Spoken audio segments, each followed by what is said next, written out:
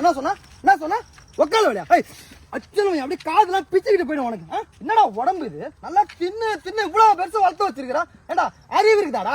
அந்த வண்டி என்ன வண்டி, அது பின்னாடி ஓடி வர டயர்ல மாட்டினா என்ன ஆகும் தெரியுமா? நீ நசிங்க அப்படியே உன் சாணி தானே பீதிக்கிட்டு வெளியே போவோம். அப்படியே உங்களுக்கு என்ன புல்லட்டை பார்த்தாலே அப்படியே உடம்புல இன்னும் புத்திட்டிக்கு ஆகுதா உங்களுக்கு? அப்படியே பார்த்தோட தொத்திட்டே வந்துட்டு இருக்கீங்க.